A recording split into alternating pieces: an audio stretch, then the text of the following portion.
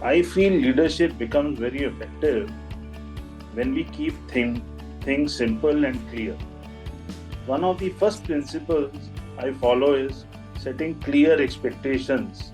If the team understands exactly what success looks like, they will have or give their best. Second, I always believe in putting the customer first. Whether we are redesigning a process,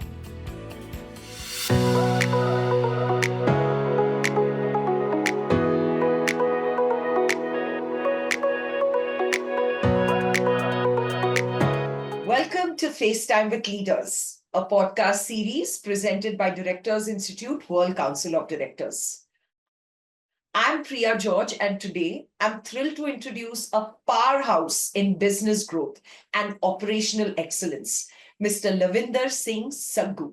With over 3 decades of distinguished experience in the automotive and transportation sectors, Mr. Saggu has consistently set the benchmark in driving profitability and optimizing operations.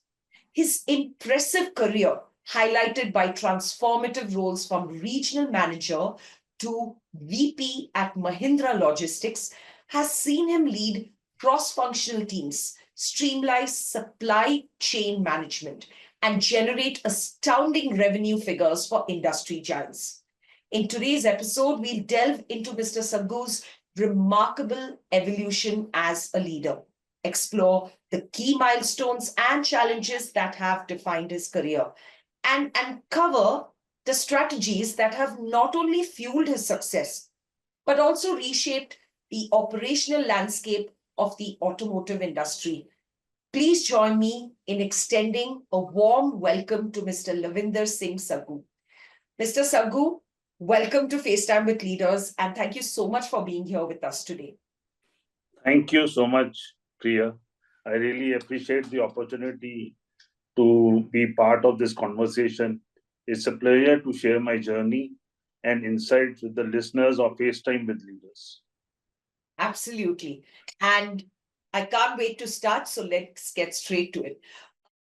Mr. Saggu, what was that defining moment or spark that first drew you to the world of automotive and logistics? We'd love to hear about those early experiences and challenges that not just ignited your passion, but also paved the way for your incredible journey as a leader. So please feel free. And this is your space to share your story in your own words. Thank you. You know, if I look back, I feel the real spark came from my curiosity to understand how large, complex systems work. Automotive logistics is all about moving the right things to the right place at the right time. And I found that very exciting. In my early years, I was given the responsibility of handling a major logistics project. We had to manage high volumes, tight timelines, and coordinate with multiple teams. It was very challenging, and honestly, at times I wondered if we could really pull it off. But we stayed focused, planned well, and worked together as a team.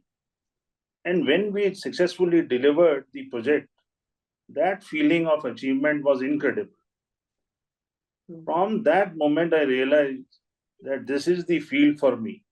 Over the years, I have faced many such challenges, unexpected disruptions, operational bottlenecks, but each one taught me something new. And that's what kept me passionate and motivated all these years. Right. Thank you, Mr. Saggu, for that honest, account uh, of your journey. And you talked about being really focused. And I truly appreciate, you also, we will delve into the challenges and pivotal moments as the interview proceeds. But it's clear that problem solving and resilience played a significant role in your growth as a leader. So, over the years, you have led large teams and driven significant operational improvements. So, could you share with us some of the strategic decisions or leadership principles that you believe have been instrumental in achieving business growth and efficiency? Yes, absolutely. I feel leadership becomes very effective when we keep things simple and clear. One of the first principles I follow is setting clear expectations. If the team understands exactly what success looks like, they will Right. have or give their best. Second, I always believe in putting the customer first. Whether we are redesigning a process or bringing in technology, our first Hmm. question should be, how does this improve customer experience? And Hmm. another major factor has been empowering people. I have always trusted my team members to take ownership. When people feel responsible, they perform at the highest level. In Right. terms of strategic decisions, I remember leading a large operational transformation where we had to completely revamp the supply Hmm. chain network. If required, not just technical planning, but also change management. We successfully implemented new systems and processes, and the result was a 20% improvement in delivery efficiency. These kind of projects really reinforce my belief that with the right strategy and teamwork, any challenge can be overcome. So if I had to just summarize your response, three key points you talked about: setting clear expectations.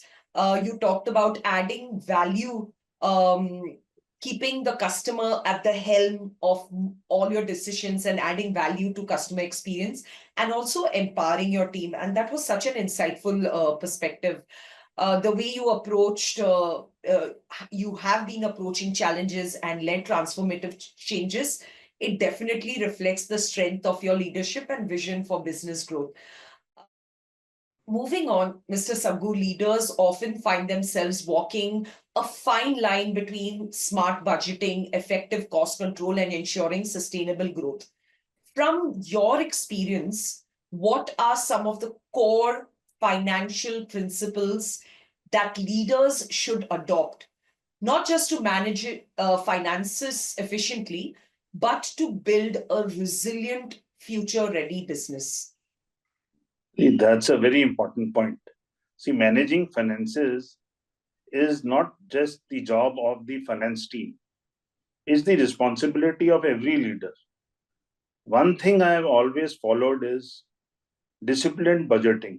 For me, zero based budgeting works well. Every expense should have a reason. Just because we have spent on something last year doesn't mean that we must spend again this year. Mhm. Second, balancing short term goals with long term investment is key. We must control costs, yes, but at the same time, we need to invest in technology, innovation, and people. I recall a period when market conditions were quite tough and we had to tighten budgets. But even then, we didn't stop investing in digital tools that helped us automate many processes. Later, those same investments paid off and gave us competitive edge.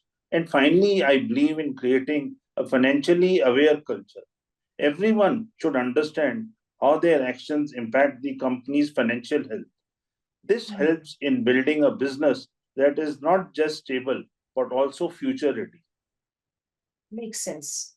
It makes sense. And it's clear from your response that your approach to financial management isn't just about numbers, but it's about vision, discipline, and sustainability. Mr. Saggu, technology and data analytics are reshaping industries everywhere. In your view, how can organizations harness digital tools to streamline operations, improve efficiency, and drive smarter decision making? What strategies have you seen work best in adopting these innovations effectively? So yes, technology has changed everything. If you are not using data and digital tools, you are falling behind. For example, predictive analytics helps us understand demand patterns. Real-time tracking ensures visibility of shipments, and automation reduces errors and saves time. These are not just good to have things anymore. They are all essential now. But to make it work, it is important to build the right mindset. I have noticed that people sometimes resist new technology because they are used to old ways. So we must invest in training and show teams how these tools make their work easier. One strategy that worked for us was involving employees early in the process. We asked for their inputs while choosing tools and implementing systems. This made adoption smoother. And of course, data security is critical. We must protect the information we rely on. So, a strong IT infrastructure and clear guidelines are also part of the strategy. Right, right. That's such a compelling take. It's fascinating to hear how technology isn't just about automation, but it's also empowering smarter, more strategic decisions and involving team members right at the beginning. Yes. So yes, that makes absolute sense. Mr. Saggu, as someone who has achieved such incredible success, I'm sure you're always thinking ahead. Um, so we would love to know what your aspirations are, both on the professional and personal front. And when it comes to boardroom leadership, what role do you see yourself playing in the years to come as organizations continue to evolve? See, personally, I want to focus on mentoring future leaders. Right, I feel very strongly about passing on the lessons I have learned. right. Many times, people just need a bit of guidance to unlock their potential. Professionally, my focus is shifting towards contributing at the board level. Boards today have the responsibility of ensuring companies are not only profitable but also sustainable and ethical. I want to be part of driving that change. In the coming years, I see myself helping organizations building long term strategies that balance growth with social responsibility. Hmm. It's no longer just about numbers, it's about creating lasting positive impact. Right, right. That's so inspiring, Mr. Sabu. And it's clear that you're not just focused on personal success, but you're also looking at the bigger picture and shaping the future of leadership and business as a whole. You talked about, mentoring in the future, and I'm sure the people who look forward to your mentorship will stand to gain a lot from your experience and advice as well. Corporate governance is more important than ever in today's business world. So, in your experience, what practical steps can organizations um, take to reinforce strong governance and ensure ethical standards aren't just policies on paper, but an integral part of their culture? See, good governance starts from the top. When leaders act ethically and follow processes, the rest of the Right. organization follows. It's important to set clear policies and ensure everyone understands them. Mhm. Regular audits, open communication, and strong checks are part of it. But I always say governance is not just about documents, it's about behavior. People should feel comfortable speaking up when something is Mhm. not right. When you build that culture of trust and accountability, ethical standards become part of daily operations. Absolutely. Absolutely. It's you talked about ethics and it starts from the very top, like where leaders walk the talk and model the behavior that they would like to create a culture in their respective organization. It's a very strong perspective. And like you mentioned, governance isn't just about rules, it's about leadership integrity and building a culture where ethics truly guide decisions. Yes. um as we near the end of our interview, Mr. Saggu, joining Directors Institute is known to be a pivotal step for leaders who want to deepen their understanding of governance. So, Could you share a bit about your personal experience joining the Institute and how it has impacted your approach to leadership and decision making at the board level? See, joining the Directors Institute has been one of the most enriching experience of my career.